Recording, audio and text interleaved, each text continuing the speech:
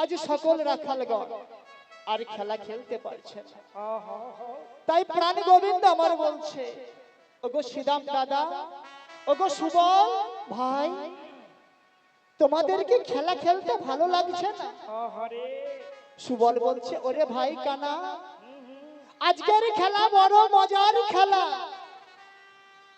আজ বড় আনন্দের খেলা, আজ খেলা খেলতে আমাদের বড় মন চাইছে।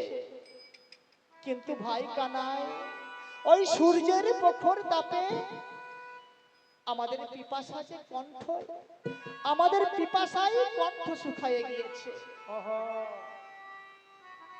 যেই না সকল রাখালগণ আজ পিপাসায় কণ্ঠ শুকায়ে গিয়েছে বলেছে, আর প্রাণে গোবিন্দ আমার বলছে, তাহলে তোরা সকল রাখালগণ এই বংশীবট ছায়ার নিচে বসে থাক, আমি জলে